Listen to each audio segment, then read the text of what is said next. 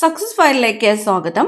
നമ്മൾ ഈ ക്ലാസ്സിലൂടെ നോക്കാൻ പോകുന്നത് PSC ബുള്ളറ്റിനിൽ ഏറ്റവും പുതുതായിട്ട് തന്നിരിക്കുന്ന സയൻസ് ചോദ്യങ്ങളാണ്. മുഴുവൻ ക്വസ്റ്റ്യൻസും അറ്റൻഡ് ചെയ്യാനായിട്ട് ശ്രദ്ധിക്കുക. സ്റ്റാർട്ട് ചെയ്യാം. ആദ്യത്തെ ചോദ്യം, താഴെ തന്നിരിക്കുന്നവയിൽ പരസ്പരം പ്രവർത്തിച്ച് ഹൈഡ്രജൻ വാതകത്തെ ഉൽപ്പാദിപ്പിക്കാത്ത ജോഡി ഏത്? ഹൈഡ്രജൻ വാതകത്തെ ഉൽപ്പാദിപ്പിക്കാത്ത ജോഡി ഏത് എന്നാണ് ചോദിച്ചിരിക്കുന്നത്.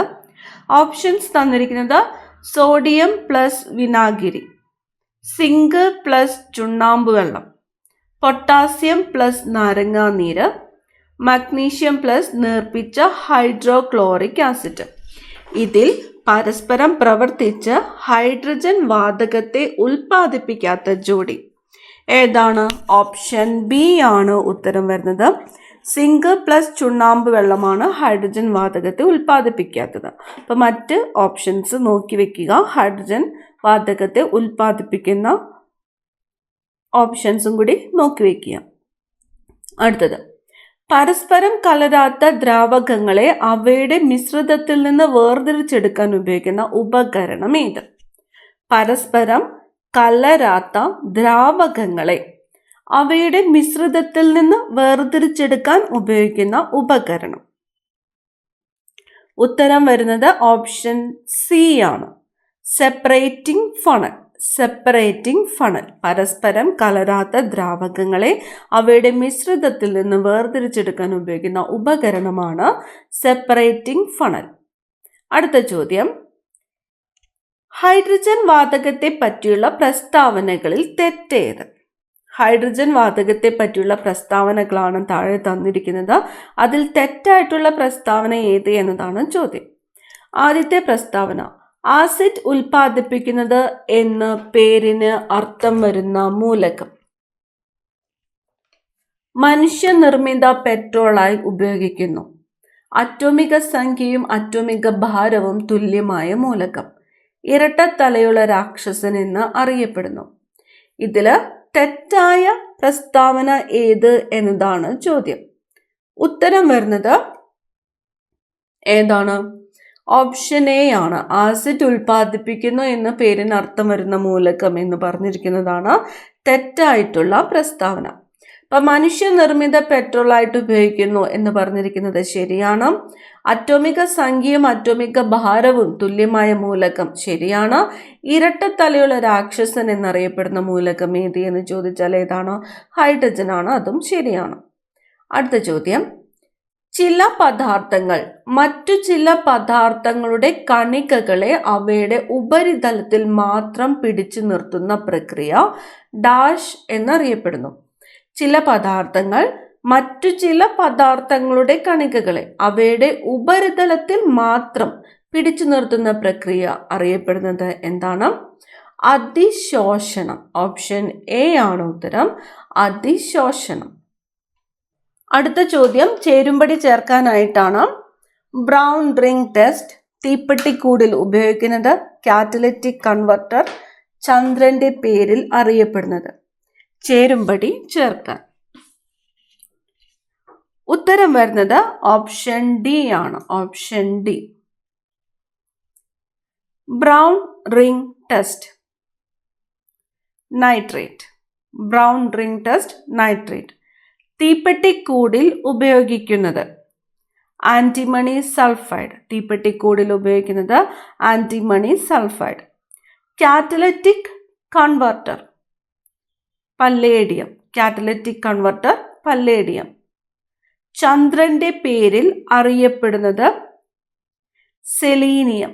ചന്ദ്രന്റെ പേരിൽ അറിയപ്പെടുന്നത് സെലീനിയം. അടുത്ത ചോദ്യം, ലിഥിയം എന്ന മൂലകത്തെ പറ്റിയുള്ള പ്രസ്താവനകളിൽ ശരിയേത്? ലിഥിയം എന്ന മൂലകത്തെ പറ്റിയുള്ള പ്രസ്താവനകളിൽ ശരി ഏത് എന്നാണ് ചോദിച്ചിരിക്കുന്നത്. ആവർത്തന പട്ടികയിലെ ആദ്യ ലോഹം ഏറ്റവും കൂടുതൽ ക്രിയാശീലതയുള്ള ലോഹങ്ങളിൽ ഒന്നാണ്. വൈദ്യശാസ്ത്ര രംഗത്ത് ഭ്രാന്തിനുള്ള മരുന്നുകളുടെ നിർമ്മാണത്തിന് ഉപയോഗിക്കുന്നു.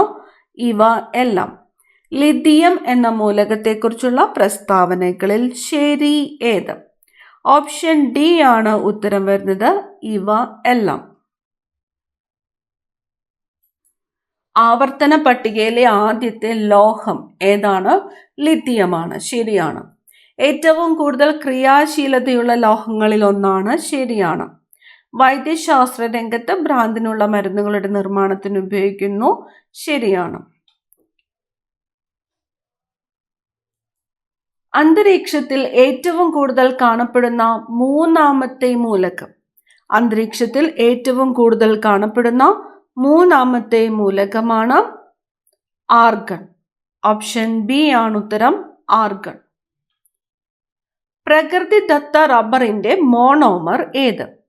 പ്രകൃതിദത്ത റബ്ബറിന്റെ മോണോമർ ഐസോപ്രീൻ ആണ്. ഓപ്ഷൻ സി ആണ് ഉത്തരം, ഐസോപ്രീൻ.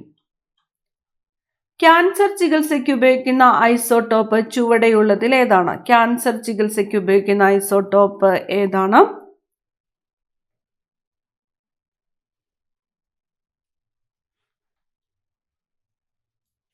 ഓപ്ഷൻ എ ആണ് ഉത്തരം, അയഡിൻ 131. തൈറോയ്ഡ് ക്യാൻസറിനൊക്കെ ഉപയോഗിക്കുന്ന ഐസോടോപ്പാണ് അയഡിൻ 131. ഏത് ലോഹത്തിന്റെ ധാതുവാണ് കളിമണ്ണിൽ അടങ്ങിയിരിക്കുന്നത്? കളിമണ്ണിൽ അടങ്ങിയിരിക്കുന്നത് ഓപ്ഷൻ സി ആണ്, അലൂമിനിയം ആണ്. Option C, aluminium. ഒരാറ്റത്തിലെ ഏറ്റവും പുറമെയുള്ള ഇലക്ട്രോൺ ക്രമീകരണം 3p3 എന്നായാൽ അതിന്റെ അറ്റോമിക സംഖ്യ എത്രയാണ്?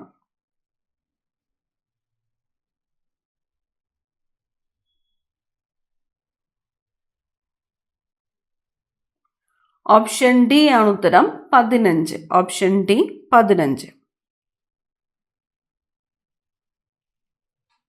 അടുത്ത ചോദ്യം, പ്രസ്താവനകൾ പരിഗണിക്കുക. യുറേനിയം, തോറിയം എന്നിവ എഫ് ബ്ലോക്ക് മൂലകങ്ങൾക്ക് ഉദാഹരണങ്ങളാണ്. എഫ് ബ്ലോക്ക് മൂലകങ്ങൾ റേഡിയോ ആക്റ്റീവ് സ്വഭാവം കാണിക്കുന്നവയാണ്.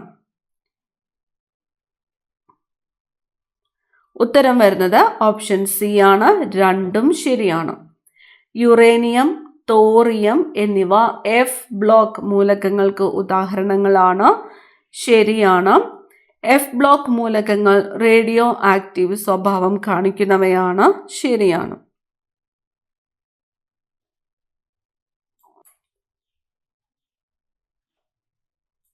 അടുത്ത ചോദ്യം, തണുത്ത ജലവുമായി നേരിയ പ്രവർത്തനവും എന്നാൽ ചൂടുവെള്ളവുമായി തീവ്രമായും പ്രവർത്തിക്കുന്ന ലോഹമേത്? തണുത്ത ജലവുമായിട്ട് നേരിയ പ്രവർത്തനവും എന്നാൽ ചൂടുവെള്ളത്തിൽ തീവ്രമായും പ്രവർത്തിക്കുന്ന ലോഹം ഏതാണ്? മഗ്നീഷ്യമാണ്. ഓപ്ഷൻ സി ആണ് ഉത്തരം, മഗ്നീഷ്യം. അടുത്ത ചോദ്യം, പ്രസ്താവനകൾ പരിഗണിക്കുക. സോഡിയം ക്ലോറൈഡിന്റെ ജലീയ ലായനിയെ വൈദ്യുതി വിശ്ലേഷണം ചെയ്യുമ്പോൾ കാഥോഡിൽ ഹൈഡ്രജനും ആനോഡിൽ ക്ലോറിനും ലഭിക്കും. ഉരുകിയ സോഡിയം ക്ലോറൈഡിനെ വൈദ്യുത വിശ്ലേഷണം നടത്തിയാൽ കാഥോഡിൽ സോഡിയവും ആനോഡിൽ ക്ലോറിനും ലഭിക്കും. വൈദ്യുത വിശ്ലേഷണം ഉപയോഗിക്കപ്പെടുന്ന സന്ദർഭങ്ങൾക്ക് ഉദാഹരണങ്ങളാണ് വൈദ്യുത ലേപനം, ലോഹ നിർമ്മാണം എന്നിവ. ഉത്തരം വരുന്നത് ഓപ്ഷൻ എ ആണ്, എല്ലാം ശരിയാണ്. ഒന്നുകൂടി, സോഡിയം ക്ലോറൈഡിന്റെ ജലീയ ലായനിയെ വൈദ്യുത വിശ്ലേഷണം ചെയ്യുമ്പോൾ കാഥോഡിൽ എന്താണ് ലഭിക്കുന്നത്? ഹൈഡ്രജൻ, ആനോഡിൽ ക്ലോറിൻ. ഉരുകിയ സോഡിയം ക്ലോറൈഡിനെ വൈദ്യുത വിശ്ലേഷണം നടത്തിയാൽ കാഥോഡിൽ എന്ത് ലഭിക്കുന്നു? സോഡിയം ലഭിക്കുന്നു, ആനോഡിൽ ക്ലോറിനും ലഭിക്കുന്നു.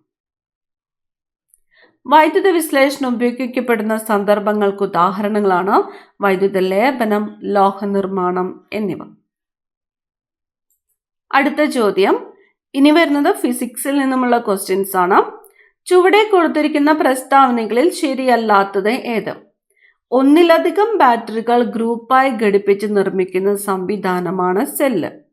റീചാർജ് ചെയ്ത് വീണ്ടും ഉപയോഗിക്കാവുന്ന തരം വൈദ്യുത സ്രോതസ്സുകളാണ് സെക്കൻഡറി സെല്ലുകൾ.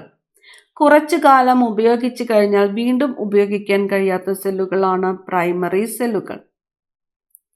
ചോദ്യം എന്തായിരുന്നു? ശരി അല്ലാത്തത് ഏത് എന്നതാണ് ചോദ്യം.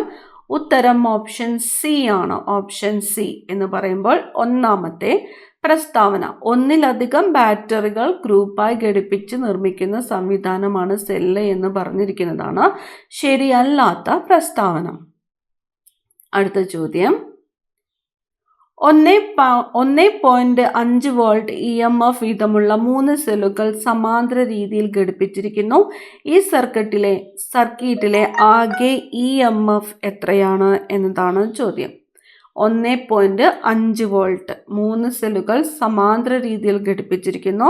സർക്യൂട്ടിലെ ആകെ EMF എന്ന് പറയുന്നു. ഓപ്ഷൻ ഡി ആണ് ഉത്തരം. 1.5 വോൾട്ട് തന്നെയാണ് ഉത്തരം വരുന്നത്. 1.5 വോൾട്ട്. ഇൻസുലേറ്ററുകൾ വൈദ്യുതിയെ കടത്തിവിടാത്തതിന്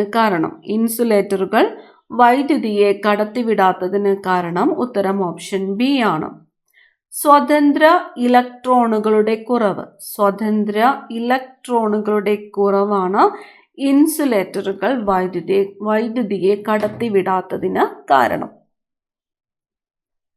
ഒരു ചാലകത്തിലൂടെ വൈദ്യുത പ്രവാഹമുണ്ടാകുമ്പോൾ ചാലകത്തിലെ സ്വതന്ത്ര ഇലക്ട്രോണുകളും ആറ്റങ്ങളും തമ്മിലുള്ള കൂട്ടിമുട്ടലാണ് ഡാഷിന് ഉദാഹരണം. പ്രതിരോധത്തിന് ഉദാഹരണം. ഒരു ചാലകത്തിലൂടെ വൈദ്യുത പ്രവാഹമുണ്ടാകുമ്പോൾ ചാലകത്തിലെ സ്വതന്ത്ര ഇലക്ട്രോണുകളും ആറ്റങ്ങളും തമ്മിലുള്ള കൂട്ടിമുട്ടലുകളാണ് പ്രതിരോധത്തിന് കാരണം. അടുത്ത ചോദ്യം: ഒരു ചാലകത്തിന്റെ പ്രതിരോധത്തെ അല്ലെങ്കിൽ റെസിസ്റ്റൻസിനെ സ്വാധീനിക്കുന്ന ഘടകങ്ങളിൽ ഉൾപ്പെടാത്തത് ഏത്? ഓപ്ഷൻസ് തന്നിരിക്കുന്നത് ചാലകത്തിന്റെ സ്വഭാവം, ചാലകത്തിന്റെ വണ്ണം, ചാലകത്തിന്റെ നീളം. ഇവ ഒന്നുമല്ല. ഓപ്ഷൻ ഡി ആണ് ഉത്തരം. ഇവ ഒന്നുമല്ല. 2 ഓം വീതമുള്ള 10 പ്രതിരോധകങ്ങൾ ശ്രേണി രീതിയിൽ ബന്ധിപ്പിച്ചാൽ ലഭിക്കുന്ന സഫല പ്രതിരോധം അല്ലെങ്കിൽ എഫക്റ്റീവ് റെസിസ്റ്റൻസ് എന്താണ്? 2 ഓം വീതമുള്ള 10 പ്രതിരോധകങ്ങൾ ശ്രേണി രീതിയിൽ ബന്ധിപ്പിച്ചാൽ ലഭിക്കുന്ന സഫല പ്രതിരോധം എന്ന് പറയുന്നത് എത്രയാണ്? ഓപ്ഷൻ ബി ആണ് ഉത്തരം. 20 ഓം ആണ്. 2 ഓം വീതമുള്ള 10 എണ്ണം. 20 ഓം. ഏത് രീതിയിലാണ് ബന്ധിപ്പിച്ചിരിക്കുന്നത്? ശ്രേണി രീതിയിലാണ് ബന്ധിപ്പിച്ചിരിക്കുന്നത്. ഉത്തരം വരുന്നത് ഓപ്ഷൻ ബി ആണ്, 20 ഓം. ചുവടെ കൊടുത്തിരിക്കുന്നവയിൽ രാസോർജത്തെ വൈദ്യുതോർജ്ജമാക്കുന്നത്. രാസോർജത്തെ എന്താക്കുന്നു? വൈദ്യുതോർജ്ജമാക്കുന്നു. ഏതാണ്? ഡ്രൈ സെൽ ആണ്. ഡ്രൈ സെൽ രാസോർജത്തെ വൈദ്യുതോർജ്ജമാക്കുന്നു. ഒരു സർക്യൂട്ടിൽ, ക്ലോസ്ഡ് സർക്യൂട്ടിൽ വൈദ്യുത പ്രവേശം ഉണ്ടാകണമെങ്കിൽ അതിലെ സെല്ലിന്റെ 2 ടെർമിനലുകൾ, ഓപ്ഷൻ ബി ആണ് ഉത്തരം, തമ്മിൽ ഒരു പൊട്ടൻഷ്യൽ വ്യത്യാസം ഉണ്ടായിരിക്കണം. ഒരു സർക്യൂട്ടിൽ വൈദ്യുത പ്രവാഹം ഉണ്ടാകണമെങ്കിൽ അതിലെ സെല്ലിന്റെ 2 ടെർമിനലുകൾ തമ്മിൽ ഒരു പൊട്ടൻഷ്യൽ വ്യത്യാസം ഉണ്ടായിരിക്കണം. ചുവടെ കൊടുത്തിട്ടുള്ള പ്രസ്താവനകൾ ശ്രദ്ധിക്കുക. ശ്രേണി രീതിയിൽ വൈദ്യുത പ്രവാഹം തുല്യമാണ്. സമാന്തര രീതിയിൽ പൊട്ടൻഷ്യൽ വ്യത്യാസം വ്യത്യസ്തമാണ്. ഉത്തരം ഓപ്ഷൻ എ ആണ്. 1 ശരി, 2 തെറ്റ്. ശ്രേണി രീതിയിൽ വൈദ്യുത പ്രവാഹം തുല്യമാണ്. സമാന്തര രീതിയിൽ പൊട്ടൻഷ്യൽ വ്യത്യാസം വ്യത്യസ്തമായിരുന്നു എന്ന് പറഞ്ഞിരിക്കുന്നത് തെറ്റായിട്ടുള്ള പ്രസ്താവന. നമ്മുടെ രാജ്യത്ത് ഉൽപ്പാദിപ്പിക്കുന്ന വൈദ്യുതിയുടെ ആവൃത്തി 50 ഹെർട്സ് ആണ്. നമ്മുടെ രാജ്യത്ത് ഉൽപ്പാദിപ്പിക്കുന്ന വൈദ്യുതിയുടെ ആവൃത്തി 50 ഹെർട്സ്. ഓം നിയമപ്രകാരം ഓപ്ഷൻ എ ആണ് ഉത്തരം. V directly proportional to I. Voltage is directly proportional to I. ഉപകരണത്തിന് സമാന്തരമായി ഒരു സർക്യൂട്ടിൽ ഘടിപ്പിക്കുന്നത്. Volt meter. ഉപകരണത്തിന് സമാന്തരമായിട്ട് ഒരു സർക്യൂട്ടിൽ ഘടിപ്പിക്കുന്നത് വോൾട്ട് മീറ്റർ.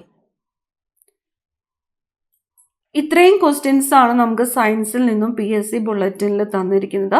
എല്ലാം തന്നെ പ്രധാനപ്പെട്ട ചോദ്യങ്ങളാണ്. മുഴുവൻ ക്വസ്റ്റ്യൻസും നോട്ട് ചെയ്ത് വെക്കുക. അടുത്ത ക്ലാസ്സിൽ കാണാം. Thank you.